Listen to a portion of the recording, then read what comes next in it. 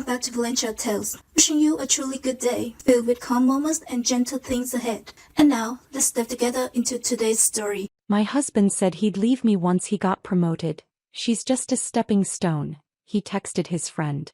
I read it quietly, smiled, then called his boss. He looked confused when he got fired. Until he saw who signed the letter. I never wanted to be the one to tell you this, Mike said across the diner booth, sliding a folder toward me. His hands were shaking. But you deserve to know what your husband's been doing. I'd driven 2 towns over to meet David's coworker in secret, terrified I was about to hear details about an affair. Instead, Mike showed me bank statements proving David had stolen my mother's entire inheritance. $47,000 I'd trusted him to manage while he chased his promotion. Before we continue, I want to thank you for being here to share these stories of strength and survival. If you believe trust should never be taken for granted, please consider subscribing. It's free and helps us reach others who need this. Now let's see how this unfolds. But that wasn't the worst part. The worst part was that Mike had known for 8 months. He'd been documenting everything not to expose David, but to protect me when the truth finally came out.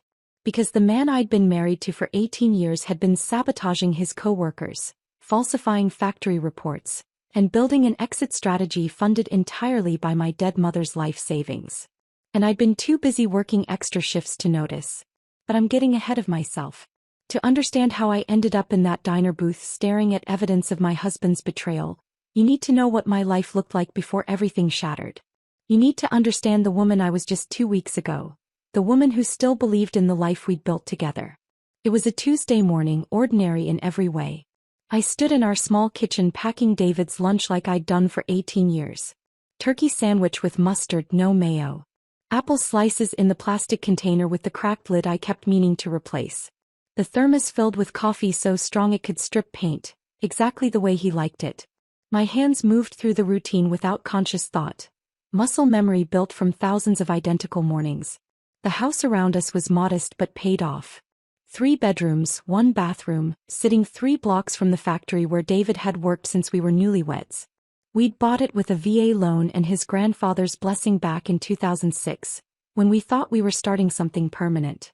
The mortgage had taken 15 years to pay off, and I remembered the day we made that final payment, how we'd celebrated with cheap champagne and talked about all the things we'd finally be able to afford. That was 3 years ago. We never did get around to those things. I smoothed down my nursing scrubs, the fabric worn soft from countless washes, and caught my reflection in the microwave door. 52 years old, gray roots showing through the drugstore dye job I could never quite keep up with, eyes permanently tired from years of double shifts. The framed photo on the refrigerator showed a different version of us. Our wedding day, both of us impossibly young and hopeful. David in his rented tux and me in the dress my mother had altered by hand, taking in the waist and hemming the bottom because we couldn't afford to buy one that fit. 23 and 25, convinced that love and hard work could build anything. Looking at that photo now, I wonder if that girl would recognize the woman I'd become. David came up behind me, kissed my forehead without really looking at me, and grabbed the lunch bag from the counter. "Another late night," he said, checking his watch like he was already running behind. "The promotion review committee is meeting this week. Got to make sure everything's perfect." I squeezed his hand, felt the calluses from years of factory work, the rough skin that never quite healed no matter how much lotion I bought him. "I'm proud of how hard you're working," I told him. And I meant it. That's the thing I'd remember later when everything fell apart. I genuinely meant it. "We're almost there," he said, using the same phrase he'd been repeating for 3 years like a mantra. "Once I get that supervisor position, things will be different. Better hours, better pay. You won't have to work yourself to death at that nursing home." The door closed behind him. His truck started in the driveway, the engine making that grinding sound it had been making for 6 months that we couldn't afford to fix. I stood in the kitchen for another moment, looking at the calendar on the wall with my shift schedule written in blue ink and his factory overtime marked in red. Our lives color-coded and organized, every sacrifice planned and purposeful. I believed we were building something together. That's what I told myself as I grabbed my own lunch bag. Leftover pasta in a container, an apple, a granola bar I'd probably eat in the break room at 2 a.m. when the exhaustion got so bad I needed something to keep me upright. That every early morning and late night, Every extra shift and skipped vacation, every compromise and swallowed complaint was strengthening the foundation of our life. The drive to Maple Grove Nursing Home took 20 minutes through Millbrook's quiet streets. Our town was small enough that everyone knew everyone, the kind of place where your business became public knowledge before you'd even finished living it. The factory employed half the town directly or indirectly, and the nursing home where I worked took care of their parents when they got too old to manage alone. My days had blurred into a rhythm that felt both exhausting and purposeful.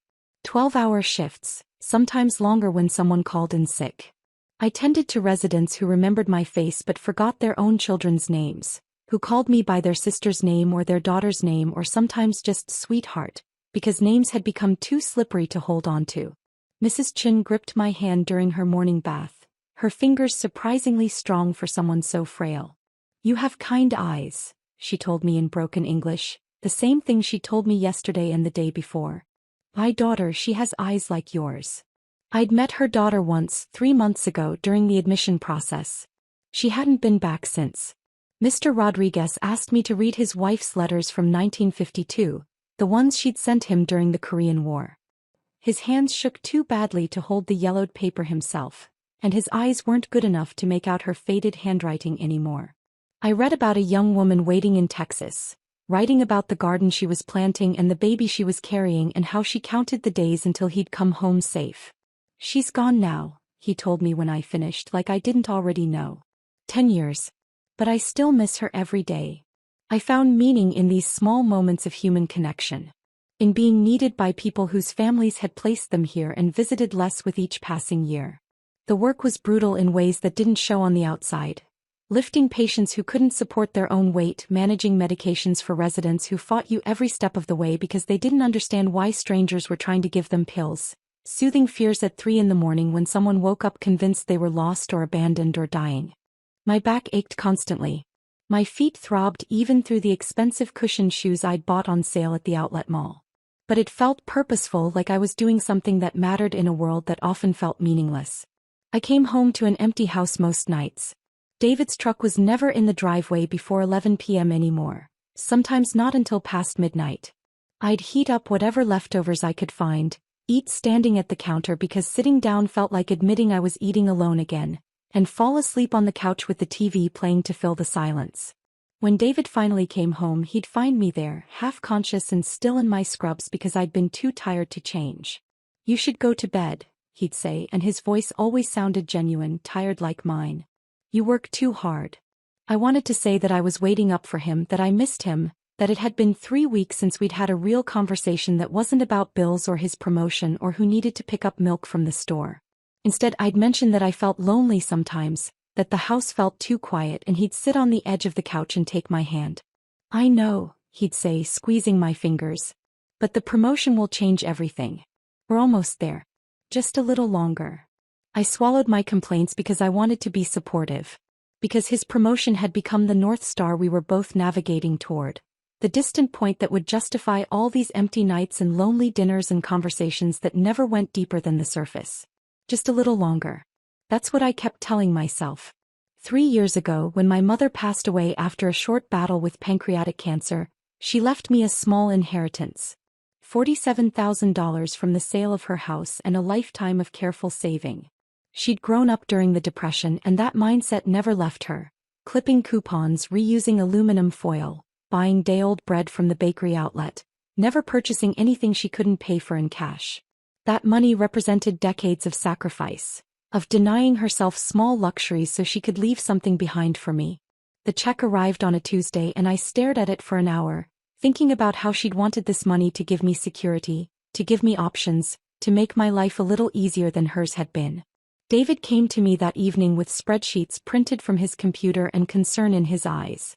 He sat me down at the kitchen table and explained that the factory was restructuring. His department faced potential cuts. One wrong move, one missed opportunity, could cost him everything we'd worked toward for nearly 2 decades. "There's a supervisor position opening up," he said, pointing to numbers on the spreadsheet that I didn't fully understand. "But the competition is fierce.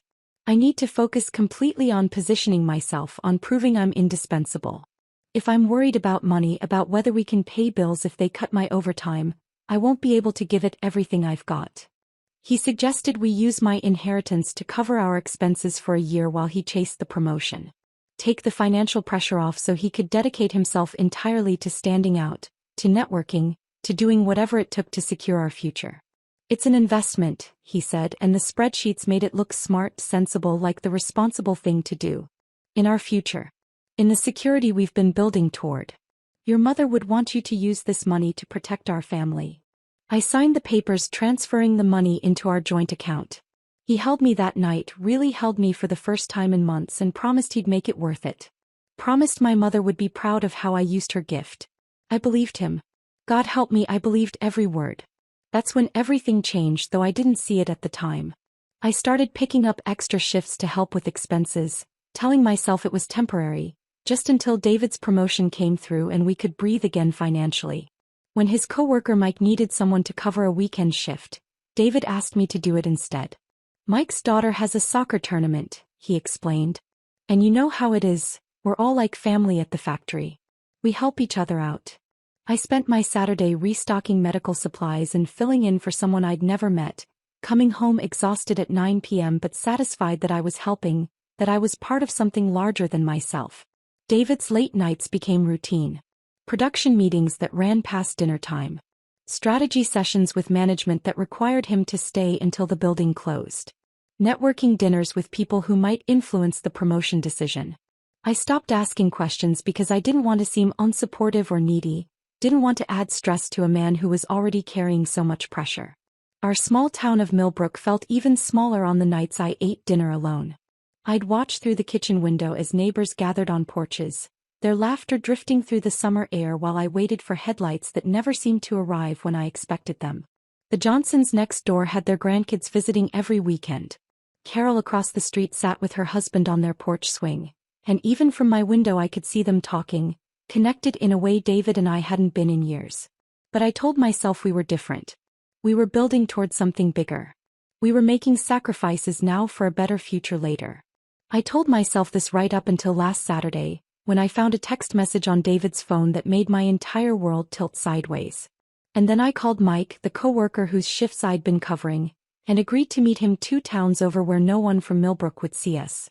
Now I sit in this diner booth, staring at bank statements that prove my husband has been stealing from me for 3 years, and I realize the life I thought we built together was only ever real for one of us. Mike slides another document across the table, and I force myself to look at it even though every page feels like a fresh wound. This one shows a transfer from 3 months ago. $1,200 labeled, emergency dental work. I remember that week. David came home complaining about a toothache, said he'd need a root canal, and I felt guilty for working so much overtime that I hadn't noticed he was in pain. There was no dental work. The money went to the account he shared with someone else. How did you get these? I ask, my voice barely above a whisper. Mike looks uncomfortable, like he's been dreading this question. David asked me to submit a false expense report about 6 months ago. Wanted me to claim overtime we didn't work and split the reimbursement with him. When I said no, he got angry. Said I was being self-righteous, that everyone did it. He pauses, stirring his coffee. That's when I started paying attention. Really paying attention. I noticed discrepancies in the production logs, equipment repairs that never happened, safety inspections he signed off on without actually doing them.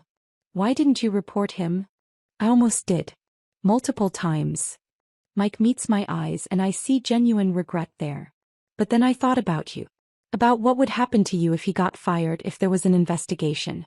You'd lose your house, your savings, everything. I didn't know how much he'd already taken from you, but I knew enough to realize you'd be left with nothing. He gestures at the folder. So I started documenting instead. I thought maybe if I had enough evidence, you could use it to protect yourself when the time came. I never imagined he'd drag it out this long. The diner around us feels surreal. The hiss of the grill, the clatter of dishes, a waitress refilling coffee for the couple 3 booths over. Normal life continuing while mine falls apart page by page. There's one more thing, Mike says quietly. He pulls out a printed email and I recognize the factory letterhead immediately.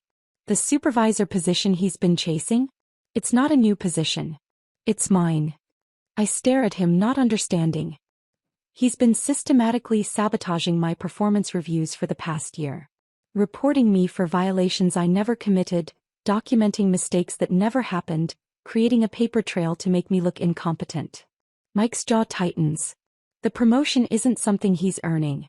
It's something he's stealing by destroying me first. The folder sits between us, thick with evidence of a man I thought I knew. I realize Mike is watching me carefully, probably wondering if I'm going to break down completely.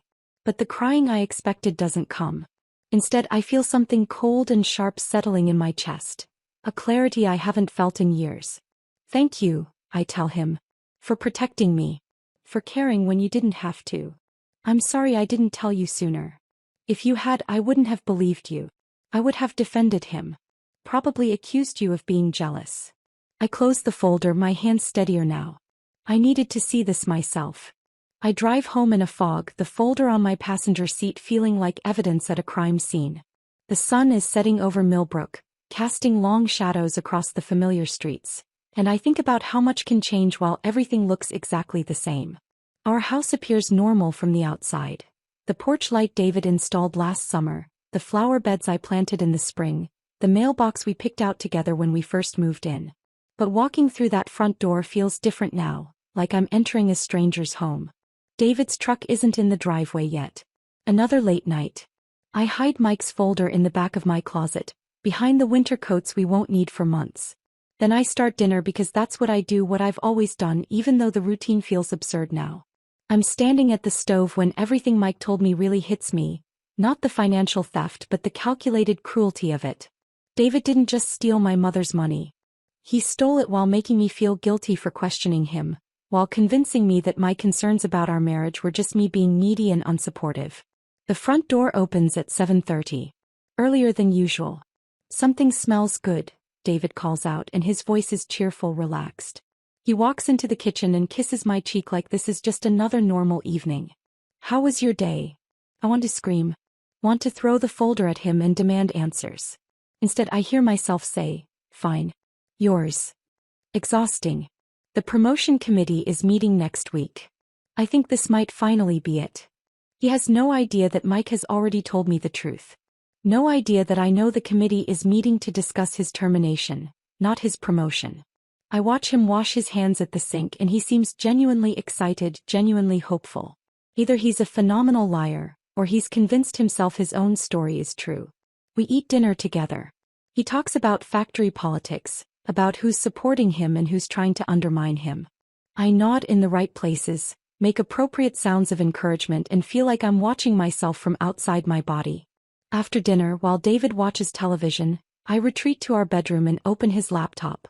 Something I've never done before in 18 years of marriage. The password is our wedding anniversary. That detail feels like a particular kind of mockery. His email is full of mundane work correspondence, but there's a folder labeled personal that makes my stomach drop. Inside are messages to someone named Jennifer Palmer. The emails go back 14 months and they tell the story Mike's bank statements couldn't.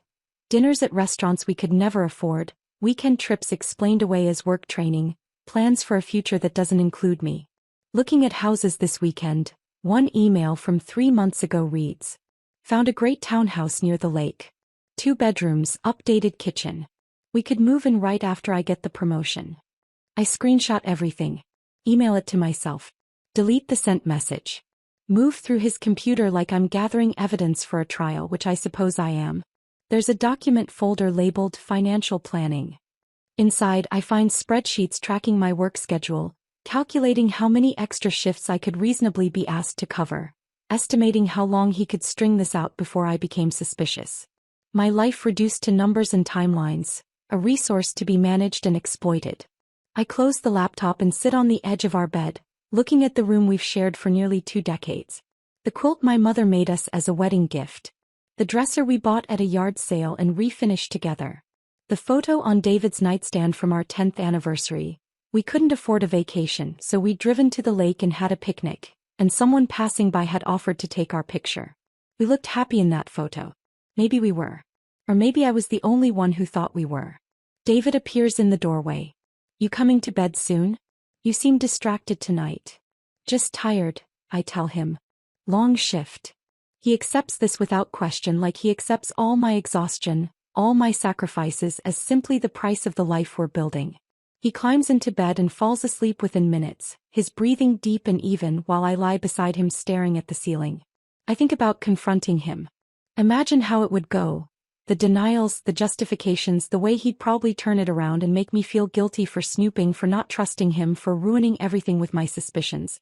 I've watched him manipulate conversations for years without recognizing it as manipulation. Now I see it clearly. So I don't confront him. Not yet. Instead I lie awake planning. If David has been building an exit strategy for 3 years, then I need to build one too. But mine will be better. Because David has made one critical miscalculation. He's underestimated the quiet woman who packs his lunch and works double shifts and never causes trouble. He thinks I'm weak, accommodating, easy to manage. Tomorrow I start proving him wrong. The clock on the nightstand reads 3:47 a.m. when I finally drift into an uneasy sleep, and my last conscious thought is about the folder hidden in my closet, the evidence I've gathered on his computer, and the phone number for the factory's HR department that I looked up before coming to bed. David wanted to build a future without me. I'm going to make sure he doesn't have a future at all. Monday morning arrives with rain drumming against the bedroom window. I wake before the alarm, David's still asleep beside me, and for a moment I consider staying in bed, calling in sick, hiding from what I know is coming. But I get up, move through the routine, pack his lunch with hands that don't shake anymore. At the grocery store after my shift, I'm reaching for a box of pasta when I hear my name spoken in a hushed tone 2 aisles over. I freeze, straining to hear. Can't believe she doesn't know. Everyone at the factory has seen them together. Maybe she does know and she's just staying for the insurance. Lord knows she couldn't afford that nursing home job without his benefits. I abandon my cart and leave through the side entrance, my face burning. The rain has stopped but the parking lot is still wet, reflecting the gray sky like a mirror. I sit in my car with the windows fogging up and realize this is what my life has become. Eavesdropping on strangers discussing my marriage while I hide in grocery store parking lots. By Wednesday I start noticing the shift everywhere. Linda from the church choir corners me at the pharmacy, her smile too bright, too sympathetic. She squeezes my hand and asks if everything's all right at home, with an emphasis that makes it clear she knows it isn't. Everything's fine, I tell her, pulling my hand away. Well, you know where to find me if you need to talk. Sometimes marriages go through rough patches, especially when there's job stress involved. She leans closer, lowering her voice. My cousin's husband went through something similar. The pressure just got to him. But they worked it out.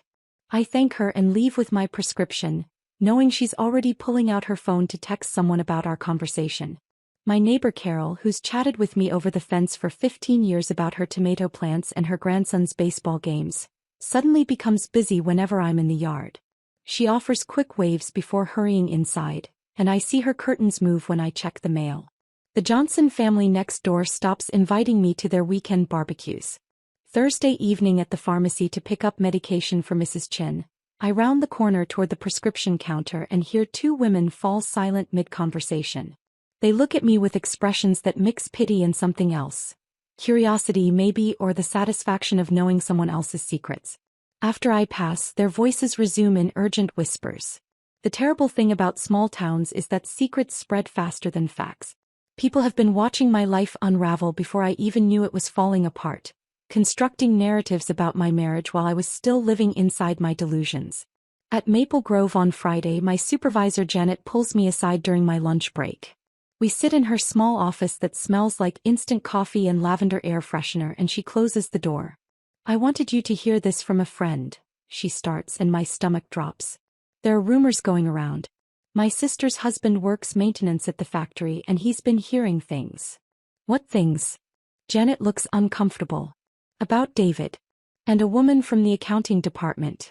Someone saw them having lunch together multiple times at that Italian place in Greenville. The expensive one. The expensive one. The restaurant David said we couldn't afford for our anniversary last year.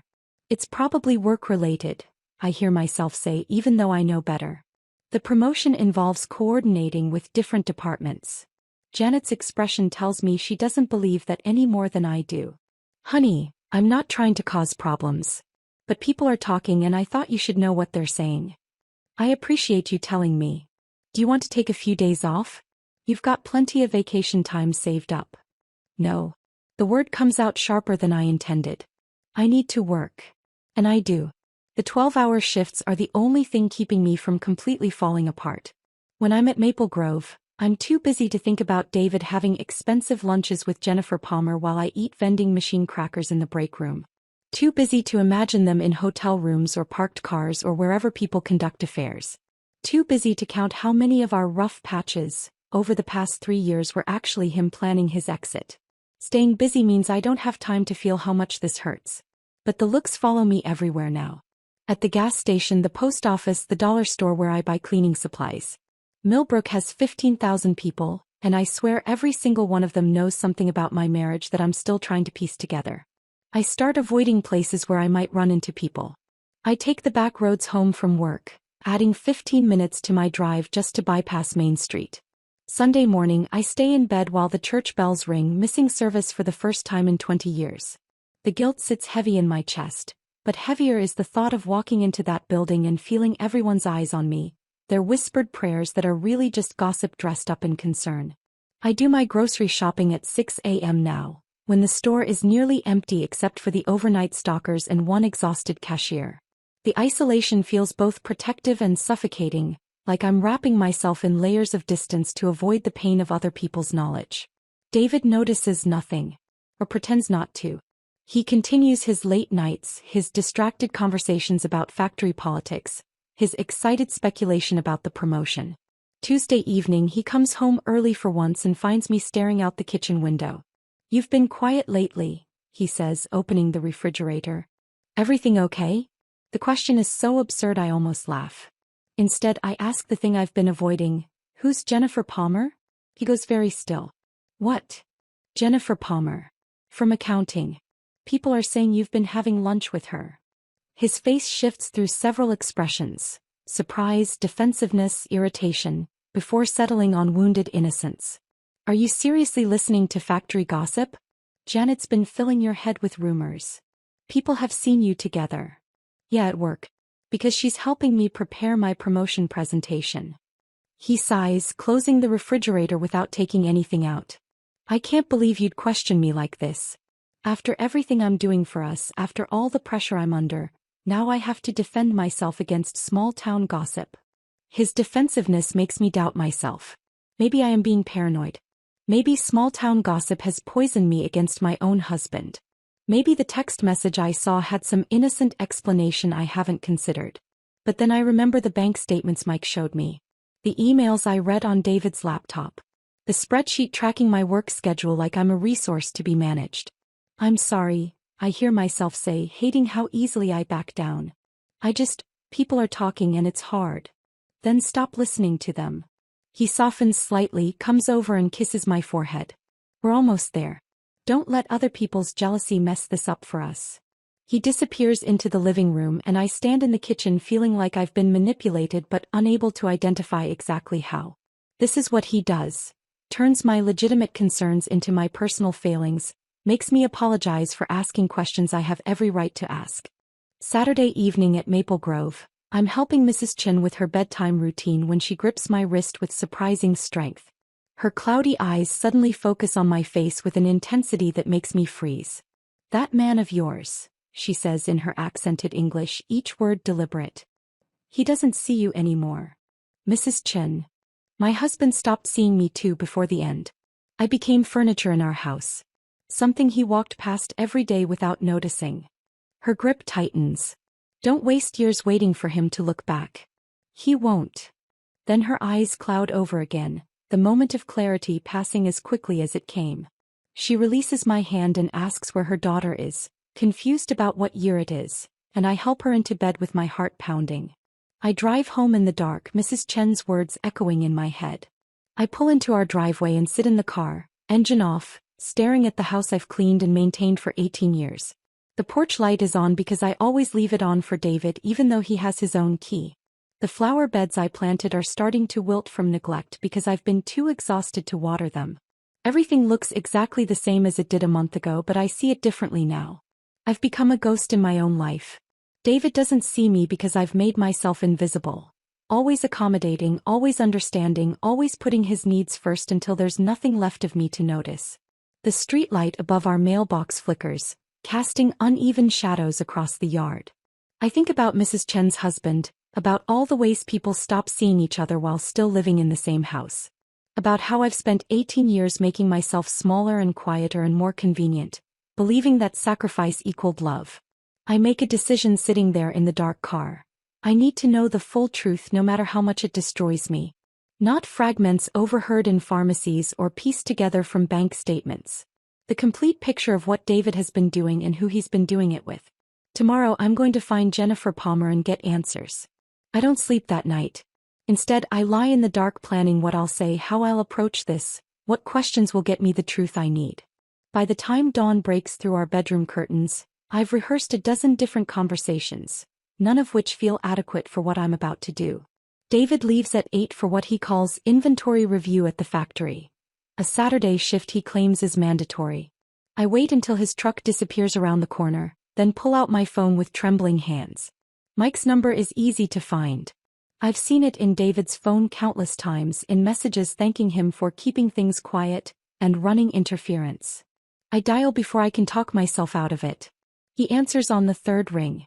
Hello. Mike, this is David's wife. We need to talk. The silence on the other end stretches so long I think the call dropped. Then, about what? About the shifts I've been covering for you.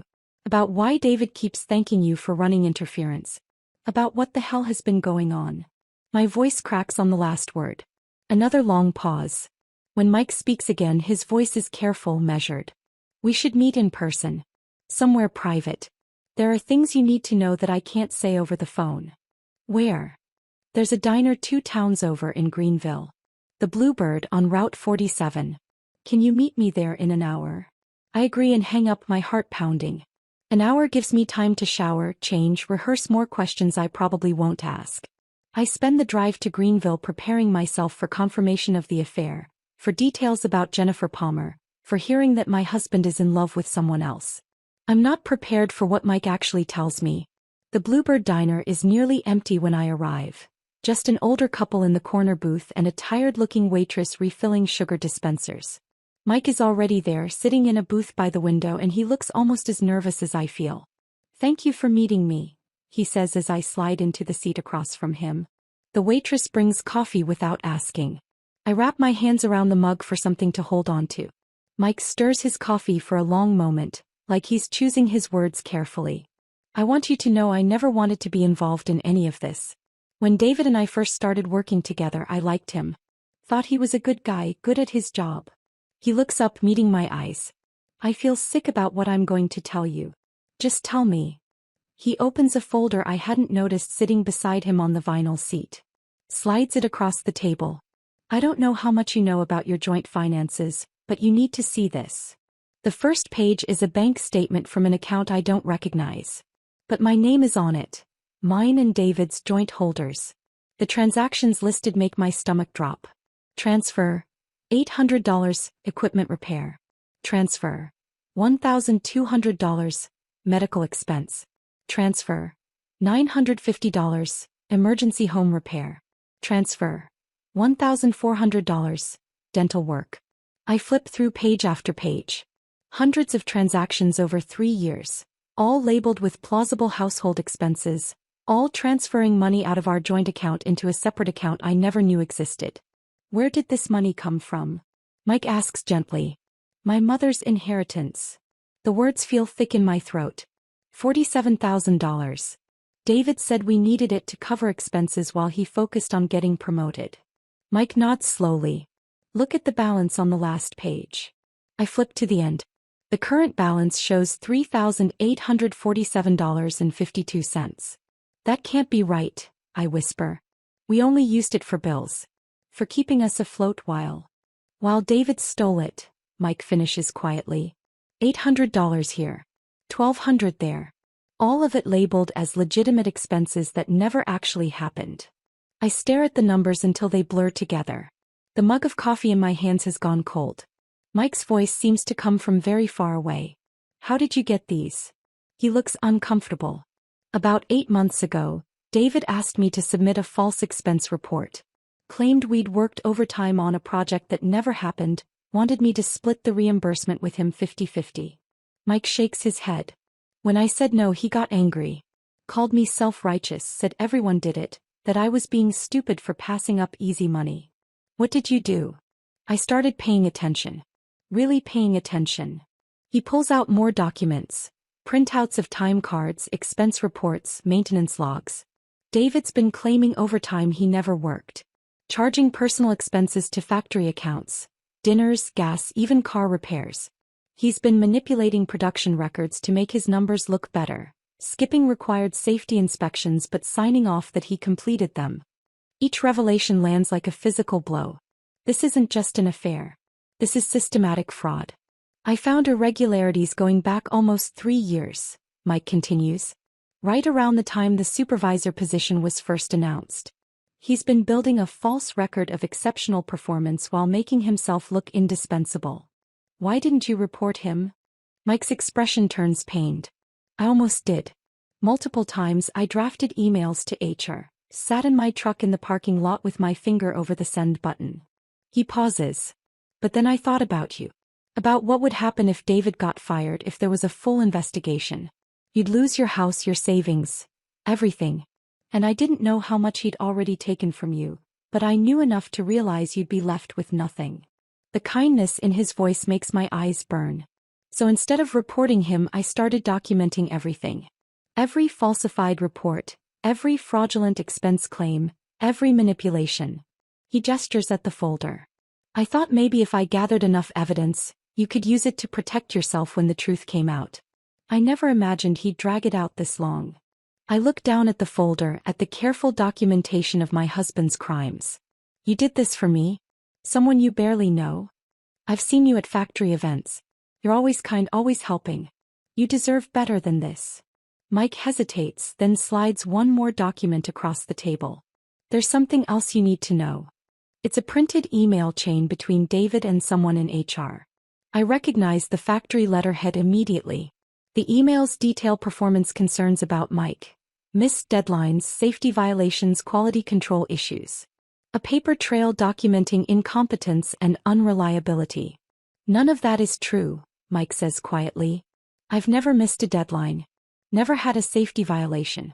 My performance reviews have been excellent for 12 years. He points to the dates. These complaints started appearing right after I refused to help David with that fake expense report. The realization hits me like ice water. He's been sabotaging you. The supervisor position isn't a new role. It's mine. I've been the acting supervisor for the past year while they finalized the permanent promotion. Mike's jaw tightens. David's been systematically destroying my reputation to justify giving him my job. The promotion he's been chasing isn't something he's earning. It's something he's stealing by making me look incompetent. I sit back against the vinyl booth, feeling like the floor has dropped out from under me. This is so much worse than an affair. Jennifer Palmer, the expensive lunches, the townhouse by the lake. Those are almost footnotes to the larger picture of calculation and cruelty. Why are you telling me all this now? Mike meets my eyes. Because last week, HR scheduled a meeting for next Thursday to finalize the promotion decision. David thinks he's won. He thinks his false reports have worked, that he's successfully discredited me, that the job is his. He pauses. But if someone credible came forward with evidence of his fraud, someone like his wife, someone HR would have no reason to doubt, everything would change. The implication hangs between us. He's not asking me to do anything. But he's placed the weapon in my hands. I need to think, I manage to say. Of course. Mike closes the folder and pushes it toward me. This is yours now. All the documentation, all the evidence. What you do with it is completely your choice. I take the folder with numb fingers. It feels impossibly heavy, like it contains more than just papers. I'm sorry, Mike says as I stand to leave. I'm sorry you're married to someone capable of this. And I'm sorry I didn't tell you sooner. I nod, not trusting myself to speak, and walk out into the parking lot where the morning sun feels too bright, too normal for what I've just learned. The drive home passes in a fog. I keep seeing those bank statements, my mother's inheritance drained away in careful increments. She saved that money through decades of sacrifice, denying herself small comforts so she could leave me something meaningful. And David spent it on building a life without me while convincing me we were building something together. I pull into our driveway and sit in the car, the folder on my passenger seat looking innocuous. Just manila paper and documents. But inside is evidence that could destroy David's career, expose his fraud, and any chance he has of getting that promotion. The question is whether I'm capable of using it. David's truck isn't back yet. I carry the folder inside and hide it in the back of my closet behind winter coats we won't need for months. Then I sit on the edge of our bed in the house we paid off together, and realize my marriage ended long ago. I'm just the last one to find out. I sit on the edge of our bed for a long time after hiding Mike's folder in the closet. The house is quiet except for the ticking of the kitchen clock and the hum of the refrigerator, sounds that have been the background of my life for 18 years. Everything looks the same, but I feel like I'm seeing it all for the first time through someone else's eyes. Sunday morning, I pull the folder out and spread the documents across our dining room table. Bank statements, emails, expense reports. The careful documentation of 3 years of systematic betrayal. My hands don't shake anymore. Shock has burned itself out, leaving behind something colder and sharper. I'm looking at a transfer labeled, Emergency Car Repair, $1,400, when I notice something I missed before. The account receiving the money has 2 names on it, David Brennan and Jennifer Palmer. Jennifer Palmer. Not just his coworker. Not just the woman from accounting he was having expensive lunches with. A joint account holder. A partner in whatever life he was building. I open my laptop and type her name into Facebook. Her profile appears immediately. Privacy settings loose enough that I can see everything without sending a friend request. She's about my age, maybe a few years younger. Divorced, according to her relationship status. Her profile picture shows her on a hiking trail somewhere scenic, smiling at the camera with the kind of confident joy I haven't felt in years. I scroll through her photos and each one confirms what I already suspected. A dinner at Giuseppe's, the expensive Italian place in Greenville where David said we couldn't afford to celebrate our anniversary. Posted 6 months ago with a caption about, perfect evening with great company. A weekend trip to Niagara Falls. I remember that weekend. David told me he had mandatory safety training, apologized for missing my birthday dinner. I'd covered 2 extra shifts to make up for the lost income. In Jennifer's photo, she stands in front of the falls wearing a new jacket, her face lit up with happiness. Check-ins at restaurants I've never been to. Wine bars. A concert venue. A bed and breakfast in the Adirondacks. Her apartment. No, her townhouse, judging by the visible second floor in the background of her Christmas photos, looks nothing like our modest 3-bedroom house. Updated kitchen with granite counters. Hardwood floors. Furniture that didn't come from yard sales or the clearance section at discount stores. My mother's inheritance bought all of it. There are no photos of David. Jennifer's smart enough not to post evidence of dating a married man. But the timeline matches perfectly with every late night, every production meeting, every excuse that kept him away from home. I screenshot everything. Add it to the folder that's becoming a comprehensive record of David's double life. Monday morning, I call Janet at Maple Grove before my shift starts. I need to take a sick day, I tell her. Are you okay? You never call in. I'm fine. Just need to handle some personal things. After I hang up, I change out of my scrubs and into jeans and a sweater. Drive to the factory and park in the visitor lot where I have a clear view of the main entrance. Feel ridiculous, like I'm acting out some bad television drama, but I need to see them together with my own eyes. The lunch hour arrives. Workers start streaming out of the building in groups, heading to their cars or the food trucks that park along the street. I watch for David, my heart pounding even though I'm not sure what I'm hoping to see. He appears at 12:15 and Jennifer Palmer is beside him. They don't hold hands. Don't kiss. Nothing I could point to and say definitively, there's proof. But I don't need dramatic gestures. The proof is in how they stand together. David's body angled toward her, animated in a way he hasn't been with me in years. Her laugh carries across the parking lot, light and comfortable. The ease between them speaks of intimacy built over months, maybe longer. They walk to her car and that's when I notice the kayak racks on top. New model sedan, dark blue, probably less than 2 years old. David opens her door for her, a gesture I can't remember him making for me in the past decade. She drives away. David heads to his truck. And I make a decision that surprises me. I follow her. Keeping several cars between us, I trailed Jennifer through Millbrook streets and out to the newer development on the east side of town. She pulls into a townhouse complex with a decorative sign reading Riverside Commons. The kind of place with landscaped common areas and a community pool. She parks in front of a unit with flower boxes in the windows and a small patio with nice outdoor furniture. I watch her unlock the door and disappear inside, and then I sit in my car staring at the building. This townhouse costs twice what our mortgage ever did. I know because I looked up the rental prices online while David was in the shower last week. 2 bedrooms, updated everything, access to amenities our neighborhood doesn't have. My mother's money paid for this. For the deposit, the first few months' rent, probably the furniture I can see through the windows. She spent her whole life clipping coupons and reusing aluminum foil so she could leave me something meaningful, and David used it to set up a comfortable life with another woman. I should feel rage. Should want to march up to that door and confront Jennifer, demand to know how long she's been sleeping with my husband, ask if she knows about the stolen inheritance funding her lifestyle. Instead, I feel exhausted down to my bones. Because Jennifer isn't my enemy. He's just another person David lied to. He probably told her our marriage was already over, that we were staying together for financial reasons or out of habit, that he was waiting for the right moment to leave.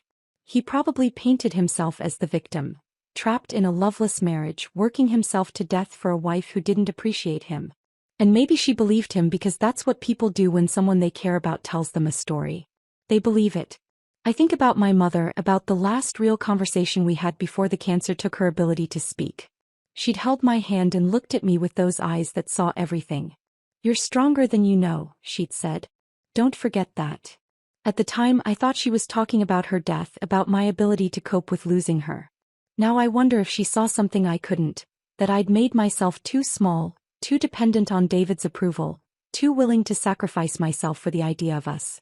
She left me that inheritance hoping it would give me independence. Freedom to make choices. Security to stand on my own.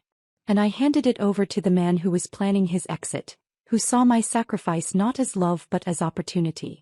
The cruelest part isn't the affair. It's realizing I facilitated my own abandonment. I drive home and David's truck isn't in the driveway yet. Another late afternoon at the factory. I go inside and make dinner out of habit. Chicken and rice, simple and practical. Set the table for 2 even though the gesture feels absurd now. He comes home at 7, later than usual but not suspiciously so. "Something smells good," he says, hanging his jacket by the door. I don't answer. Just serve the food and sit across from him at the table where we've eaten thousands of meals together. "You're quiet tonight," he observes after a few minutes of silence. "I saw you today. With Jennifer Palmer." His fork stops halfway to his mouth. "What?" "At the factory. During lunch. I watched you walk her to her car." He sets down his fork carefully. "Are you following me now? Is this what we've come to? You opened her car door. You don't do that for me anymore. She's a coworker." I was being polite. His voice has that edge of defensiveness I've come to recognize. This is getting ridiculous. First you're listening to gossip, now you're spying on me at work. I followed her home. Nice townhouse. Must cost quite a bit. The color drains from his face and I see the calculation in his eyes. How much do I know? How much can he still deny? What excuse will work best? "I don't know what you think you saw. I know about the account, David. The one with both your names on it. I know where my mother's money went." Silence. Long and terrible. Then he tries a different approach. "Let me explain." "No." I stand up, suddenly unable to sit at this table anymore. "I don't want your explanations. I don't want to hear how this is somehow justified or how I drove you to it or any of the other excuses you've been rehearsing." I walk to the bedroom, pull Mike's folder from the closet and return to the dining room. David hasn't moved, frozen in his chair like he can't quite believe this is happening. I drop the folder on the table in front of him. "What is this?" "Evidence. 3 years of it. Every fraudulent expense report, every falsified time card, every lie you told to HR about Mike's performance. All documented." He opens the folder with shaking hands and I watch his expression change as he flips through pages. Confusion giving way to understanding, understanding giving way to panic. "Where did you get this?" "Mike gave it to me." "The man you've been trying to destroy to steal his job? He's been protecting me." documenting everything in case I ever needed proof of what you really are. David looks up at me and for the first time I see real fear in his eyes. Not fear of losing me, fear of losing everything else. You can't show this to anyone. Do you understand what this would do? I understand perfectly. This would end my career. We'd lose everything. We've already lost everything. My voice sounds calm, almost detached. You made sure of that 3 years ago when you started stealing from me. I wasn't stealing. That money was for us. It was for Jennifer Palmer. For her townhouse and her vacations and the life you were building while I worked 70-hour weeks thinking we were in this together. He stands, reaching for me, and I step back. Don't. Please. Let me explain. It's not what you think. Tomorrow is Monday, I say, cutting him off. You have work. I have work. We're going to go about our normal routines. But I want you to know something. He waits, looking smaller somehow than he did 5 minutes ago. I haven't decided what to do with this evidence yet. But when I do decide, you won't see it coming. Just like I didn't see any of this coming. I walk to our bedroom and close the door. Lock it for the first time in 18 years of marriage. On the other side, I hear David moving around, the rustle of papers as he looks through the folder, his footsteps pacing, a sound that might be crying or might just be anger. I lie on the bed fully clothed, staring at the ceiling and wait for tomorrow. Tomorrow arrives with cold morning light filtering through the bedroom curtains. I didn't sleep, just lay there listening to David move around the house, heard him try the bedroom door twice before giving up, heard the couch springs creak when he finally settled there for the night. When my alarm goes off at 5:30, I unlock the door and find him asleep in the living room, Mike's folder clutched against his chest like he fell asleep reading through the evidence. He looks smaller somehow, diminished in a way that should make me feel victorious but only makes me feel tired. I shower, dress in my scrubs and leave for work without waking him. At Maple Grove, I move through my morning routine on autopilot. Mrs. Chin needs help with breakfast. Mr. Patterson's medication schedule has changed. Someone's family is coming to visit and wants the room to look nice. Normal tasks that feel surreal when my entire life is collapsing. During my break, I sit in my car in the parking lot and pull out my phone. Mike's suggestion from the diner keeps echoing in my head. If someone credible came forward with evidence. I dial the factory's main number before I can talk myself out of it. Millbrook Manufacturing, how may I direct your call? Human Resources, please. The line clicks. Rings twice. HR, this is Susan speaking. I need to speak to someone about. I pause, unsure how to phrase this. About reporting employee misconduct. One moment, please. The hold music is unexpectedly cheerful. I watch an elderly couple walk slowly across the nursing home parking lot, the man holding his wife's arm, and wonder if David and I will ever be that couple or if we've already passed the point where we could grow old together. This is Catherine Walsh, HR Director. How can I help you? I take a breath. My name is Sarah Brennan. My husband David works in production. I have information about financial irregularities and falsified reports that I think you need to know about. The pause on the other end is brief but significant. When Catherine speaks again, her voice has shifted, still professional but with an undercurrent of something else. Interest maybe. Or relief. Mrs. Brennan, she says, using my formal name in a way that makes this suddenly feel very official. Would you be able to come in this afternoon? Say 2 p.m. I finish my shift at 1. I could be there by 2. Perfect. Ask for me at the main reception desk. Another pause. Mrs. Brennan, I want you to know, we've been hoping someone would come forward. The phrasing strikes me as odd. They've been hoping? What does that mean? I'll bring documentation, I tell her. That would be very helpful. I'll see you this afternoon. I hang up and sit in my car, hands shaking now that the call is done. I've set something in motion that I can't stop. Whatever happens next, there's no going back to the life I had yesterday. The rest of my shift passes in a fog. I help residents with lunch, change bedding, respond to call buttons, but my mind is elsewhere. At 12:30, while I'm helping Mrs. Chin with her afternoon routine, she grips my wrist with surprising strength. Be brave, she whispers, her eyes clearer than I've seen them in weeks. What? But the moment of lucidity passes. She looks at me with confusion, asking if it's time for dinner, and I wonder if she actually spoke or if I imagined it. Either way, I take it as a sign. At 1:45, I walk into Millbrook Manufacturing's main office building for the first time in 3 years. The last time was for the Christmas party, back when I still believed David and I were building a future together. The receptionist directs me to the second floor. Catherine Walsh's office is smaller than I expected. No corner office with floor-to-ceiling windows, just a practical space filled with employee files, framed safety certifications, and a desk cluttered with the evidence of actual work being done. A family photo sits beside her computer monitor. Catherine with a husband and 2 teenage daughters, all of them smiling at the camera. It reminds me that real people work in these buildings that have always felt distant and impersonal to me. Mrs. Brennan, thank you for coming. Catherine stands to shake my hand, gesturing to the chair across from her desk. Coffee? No thank you. She settles back into her chair and I notice a file folder already open on her desk. My husband's name is visible on the tab. Before we begin, I need to explain something that might surprise you. Catherine folds her hands on top of the file. The factory has been investigating your husband for approximately 4 months. The words don't make sense at first. Investigating. We received an anonymous tip back in July about irregularities in production reports. Safety inspections that appeared to be signed off without actually being completed. Maintenance logs that didn't match up with actual work orders. He pulls out a document, slides it toward me. We've been building a case, but we lacked a credible witness willing to come forward officially. I stare at the document. A production report with David's signature, dated 3 months ago. Why didn't you have witnesses? There must be dozens of people who work with him. Your husband cultivated a very specific reputation. The dedicated family man. The reliable employee whose wife volunteers on the Worker Ethics Committee. Catherine's expression is sympathetic.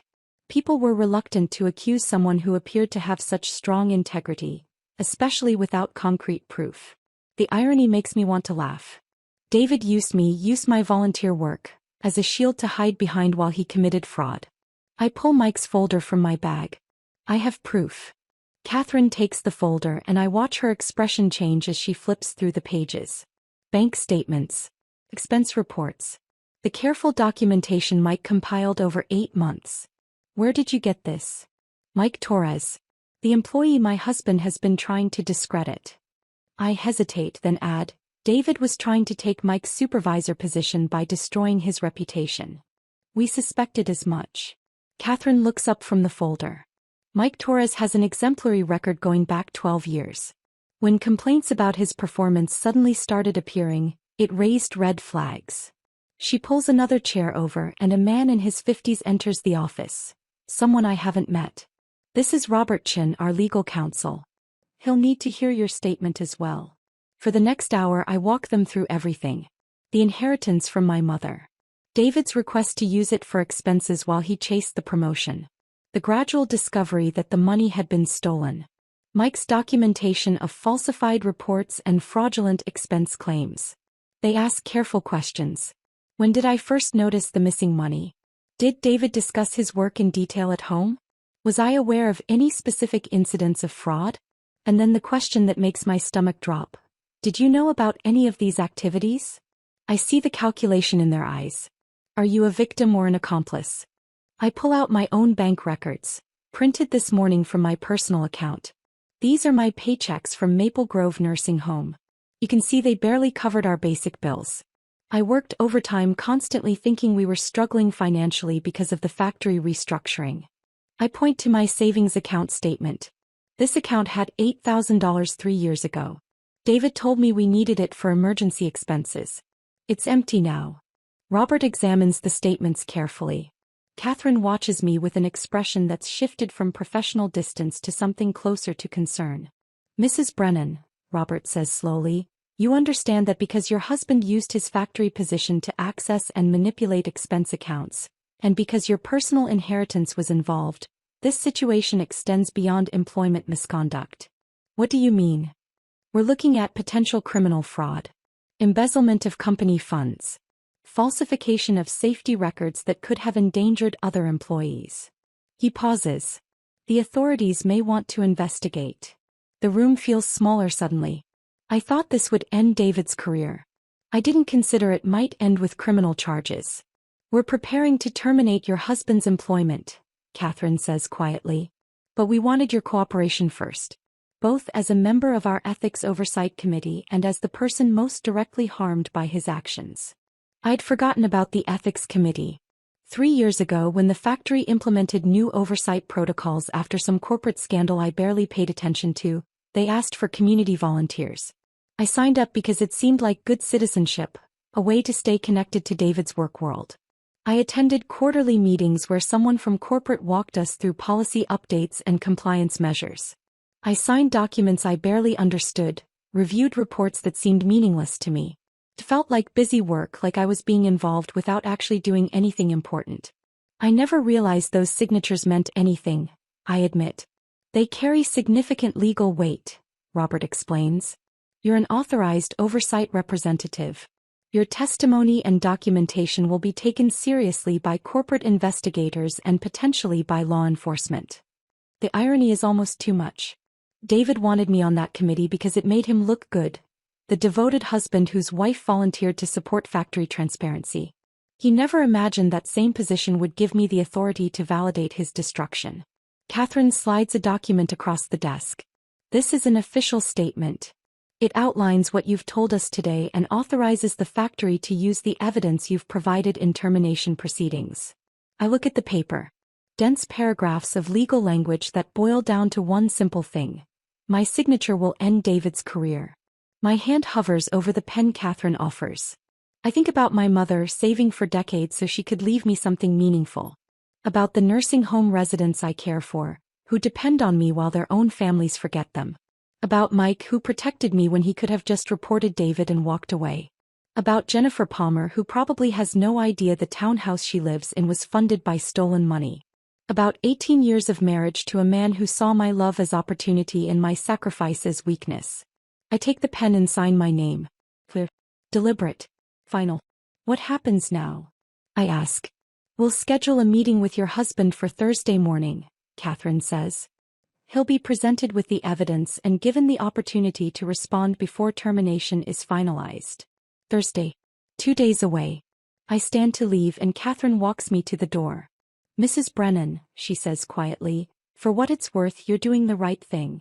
I drive home in the late afternoon sunlight and I can't tell if I feel lighter or heavier for what I've just done. I drive home from the factory on Tuesday afternoon with the weight of what I've done settling into my bones. The signed statement sits in Catherine Walsh's office now, officially recorded, irreversible. I've set machinery in motion that will crush my husband, and there's no way to stop it even if I wanted to. David's truck is in the driveway when I arrive. He's home early, sitting at the kitchen table with his laptop open, looking more animated than I've seen him in months. There you are, he says when I walk in. I was wondering where you went. Work. The lie comes easily now. Listen, I think Thursday might be it. HR wants to meet with me at 10. They called it routine, but the timing lines up perfectly with the promotion committee meeting. He grins and the expression looks foreign on his face. I think this is finally happening. I set my purse down carefully, afraid my hands will shake and give me away. He has no idea what Thursday's meeting actually is. No idea that in 2 days his entire world will collapse. That's good, I manage to say. He doesn't notice the hollowness in my voice. Doesn't see me at all, really, just continues talking about his plans, about how the supervisor position will change everything, about the future he's been working toward. The future that doesn't include me. I excuse myself and go to the bedroom where I sit on the edge of the bed and stare at nothing. Wednesday passes in a blur. I work my shift at Maple Grove, come home to a house that feels like a stage set, exchange meaningless words with a husband who's become a stranger. Thursday morning arrives with gray skies threatening rain. My phone rings at 8:30. Catherine Walsh. Mrs. Brennan, your husband has been summoned for a meeting at 10 o'clock. We're presenting it as a routine discussion so he doesn't have time to prepare a defense or destroy evidence. She pauses. I wanted to ask if you'd like to be notified when it's done. I surprise myself with my answer. I want to be there. In the meeting? No. But in the building. Close enough to know when it happens. There's a moment of silence on her end. That's unusual, but I understand. Come to my assistant's office on the 2nd floor. You can wait there. I call Janet at Maple Grove and use another sick day. I'm running out of them, but it doesn't matter. Nothing about my normal routine matters anymore. At 9:45, I park in the factory visitor lot and walk into the administrative building.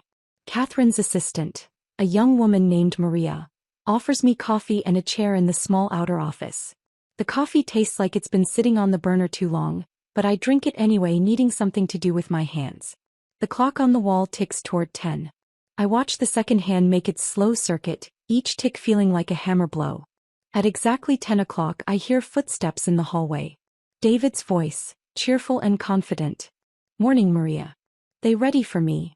"Go right in, Mr. Brennan." The door to Catherine's office closes. Through the thin walls, I hear muffled voices. David's tone is relaxed, almost jovial. He thinks this is his moment, the meeting where everything he's worked for finally pays off. I hear him say something about, excited to discuss the next steps, and ready to take on more responsibility. Then Catherine's voice cuts through, formal and unyielding. The pleasant small talk ends abruptly. The quality of David's responses changes. The confidence drains away. I hear confusion first. "I'm sorry, what?" Then defensive arguments, his voice rising slightly. "There must be some mistake.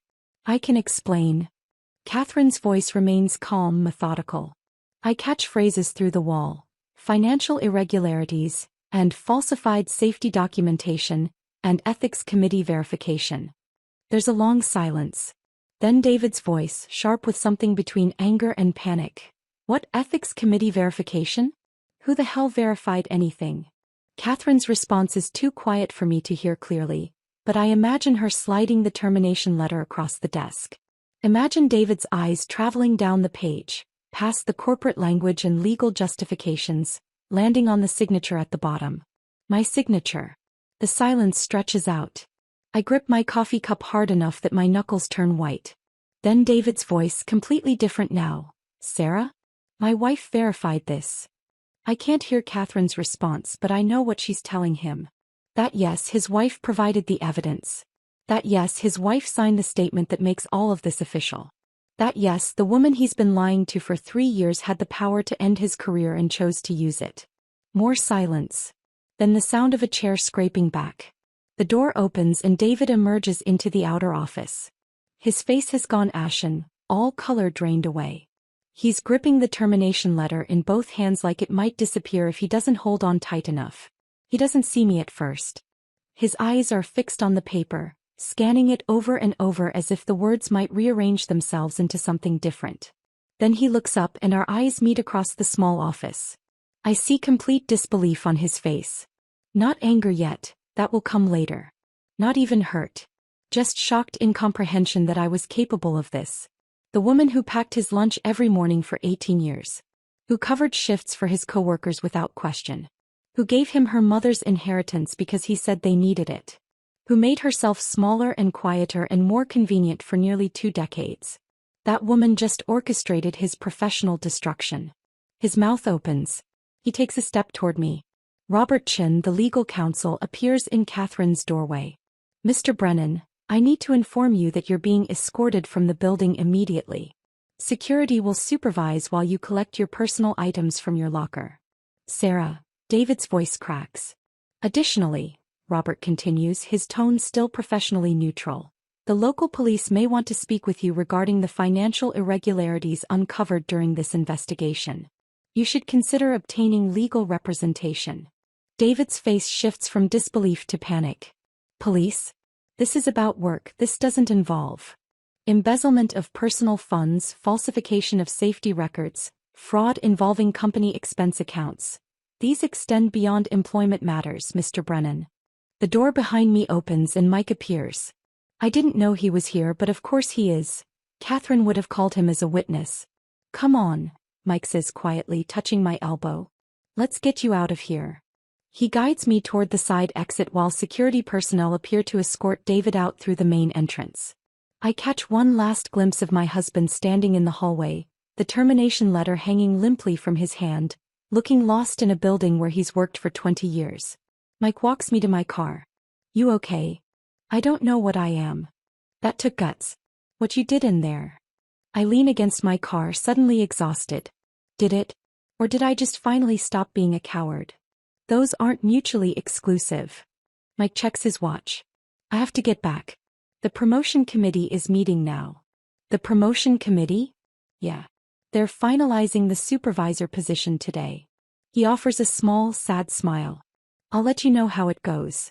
He heads back inside and I sit in my car unable to drive yet. Through the windshield I watch the main entrance. At 10:47, David emerges carrying a cardboard box. His personal items from his locker, I assume. Photos maybe. The coffee mug I bought him 5 Christmases ago. The small things you accumulate over 20 years in one place. He stands by his truck for a long moment looking back at the factory building. I wonder what he's thinking. If he's replaying the meeting in his head trying to figure out where his plan went wrong.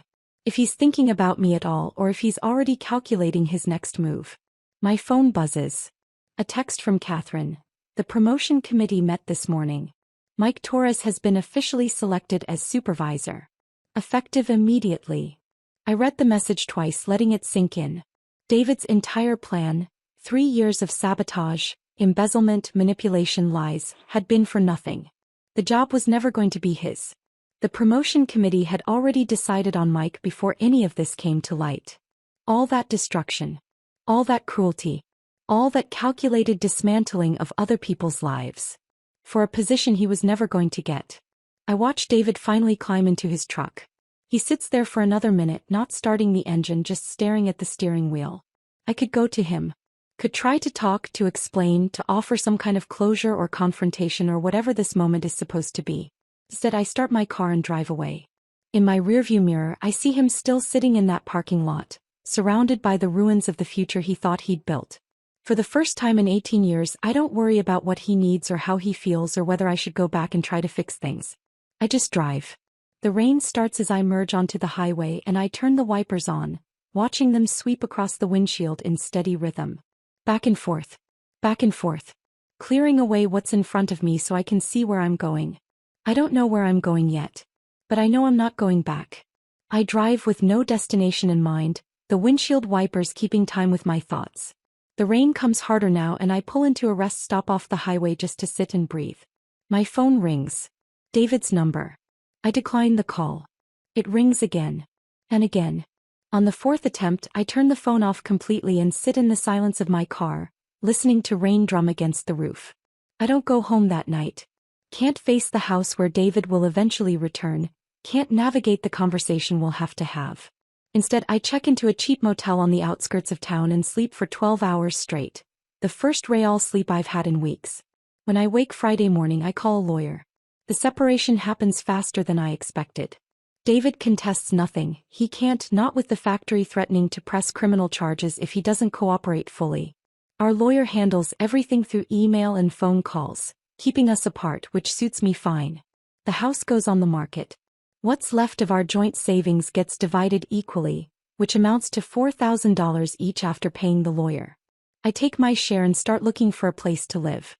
3 weeks after David's termination, I sign a lease on a studio apartment above Miller's hardware store on the edge of Millbrook's downtown. It's small, one room that serves as bedroom and living space, a kitchenette barely big enough to turn around in, a bathroom with ancient tile and a shower that takes 5 minutes to produce hot water. But it's mine. The landlord, Mr. Miller himself, who must be pushing 70, shows me around apologetically. I know it ain't much. Haven't had a tenant up here in 2 years. But I cleaned it up, fresh paint, and the rent's fair. The apartment smells like fresh paint and wood shavings from the store below. The window overlooks Main Street where I can watch people going about their ordinary lives. Buying coffee at the diner across the street, walking dogs, pushing strollers. I'll take it, I tell him. Moving day is simple because I take almost nothing from the house. The furniture my mother gave me years ago. A small table, 2 chairs, her old dresser. My clothes.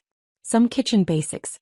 I leave behind 18 years of accumulated life like I'm shedding a skin that never fit right. The yard sale signs go up the following weekend. I don't attend. Don't want to watch strangers pick through the remains of my marriage, haggling over the couch where David and I used to watch movies or the dishes we got as wedding presents. My first night in the apartment, I sleep on an air mattress I bought at the discount store. The streetlight outside casts shadows across the ceiling, and the sounds of Millbrook filter up through the old building. Car doors closing, someone laughing, the distant rumble of a freight train passing through town. When I wake up, I don't feel the heavy dread that characterized the last year of my marriage. I feel light. Unmoored but light. The gossip around Millbrook shifts as the facts emerge. David's termination becomes public knowledge. Small towns don't keep employment secrets. The investigation, the evidence, the revelation that I was the one who provided testimony. Opinions split predictably. Some people treat me like a hero who exposed corruption. I overhear conversations at the grocery store about that brave woman who stood up to her crooked husband. Others whisper that I betrayed my marriage vows, destroyed a man's livelihood over a simple affair, that I should have tried counseling or given him another chance. I stop caring what they think. Linda from church choir shows up at my apartment one evening with a covered dish and an apology. I knew about Jennifer Palmer, she admits, standing in my doorway looking genuinely ashamed. I saw them together at that restaurant in Greenville. I should have told you, but I didn't know how, and I convinced myself it wasn't my business. It's okay, I tell her, and I mean it. I don't think I would have believed you if you had. Carol from next door, from my old house, brings me a casserole and a tomato plant for my fire escape. For your new place, she says. I wish I'd had your courage when my own husband cheated back in '98. I stayed for another 10 years and they were the worst years of my life. I realize small-town gossip cuts both ways. Yes, everyone knows my business. But that also means other women see me as proof that you can walk away and survive. I become an accidental example which feels uncomfortable but somehow purposeful. One evening in early autumn, Mike stops by with paperwork. The factory has a restitution program, he explains, sitting on my small balcony that barely fits 2 folding chairs. For employees who've been victims of workplace fraud. It might not recover everything David took, but it could get you some of your inheritance back. How much? Hard to say. Maybe 10-15,000 if the investigation confirms all the irregularities we documented. He hands me the forms. Don't expect miracles, but it's something. We sit drinking iced tea in the cooling evening air, and Mike apologizes again, for not telling me sooner, for letting me cover those shifts while David used me, for all the ways he prioritized protecting his own position over protecting me. If you'd told me a year ago, I wouldn't have believed you, I say, watching the traffic light at the corner change from green to yellow to red. I would have defended David. Probably accused you of being jealous about the promotion. Maybe. I needed to discover it myself. Needed to be angry enough to act. Needed to reach the point where saving my marriage mattered less than saving myself. Mike nods slowly. For what it's worth, you saved more than just yourself. The safety violations David was covering up could have gotten someone hurt. And he wasn't the only one cooking the books. Your testimony gave 3 other people the courage to come forward about irregularities in their departments. Before he leaves, Mike mentions that the supervisor position is demanding but rewarding, that he's still adjusting to the responsibility, that he's grateful I gave him the chance to do the job honestly. After he's gone, I sit on the balcony as the sun sets over Millbrook, painting the sky in shades of orange and pink, and I realize something important. Some revenge isn't about destruction. It's about making sure the right person wins. 6 months pass. I settle into rhythms that feel nothing like my old life. Work at Maple Grove, where Mrs. Chin tells me I look different. Lighter somehow, even though I've probably aged 5 years in the past half year. Quiet evenings in my small apartment. Weekend mornings at the farmer's market. A Tuesday night book club I joined on impulse. David tried to contact me once, through his lawyer, asking if we could talk about reconciliation. I didn't respond because there's nothing left to say. He chose his path, I chose mine. The restitution program comes through. $12,000 recovered from the factory's investigation into David's fraudulent expense claims. It's not the full inheritance, but it's enough to give me breathing room, enough to stop working every available overtime shift. One Saturday afternoon, I'm folding laundry from the laundromat down the street when I catch my reflection in the window. A 52-year-old woman in worn jeans and a nursing home t-shirt, gray roots showing through because I haven't bothered with hair dye in months. No makeup. No jewelry except my mother's simple silver bracelet. No attempt to be anything other than exactly who I am. I look tired. But I also look real, like I've finally stopped performing for an invisible audience. The studio apartment isn't where I imagined I'd be at this stage of life. I thought I'd grow old in that house with the paid-off mortgage. Thought security meant staying married, maintaining the status quo, making the best of whatever I had. Thought my mother's inheritance was supposed to protect me from uncertainty. But standing here in this small space that's entirely mine, no one else's mess to clean, no one else's needs to anticipate, no one else's lies to navigate, I understand something I couldn't have known before. Freedom doesn't always feel like triumph. Sometimes it feels like falling. Like losing everything you built. Like starting over with almost nothing but your own breath and your own choices. And sometimes that fall is exactly what saves you. I hang up my scrubs for tomorrow's shift. Make tea in the chipped mug I bought at a yard sale for 50 cents. Sit by the window and watch Millbrook's lights flicker on as evening settles in.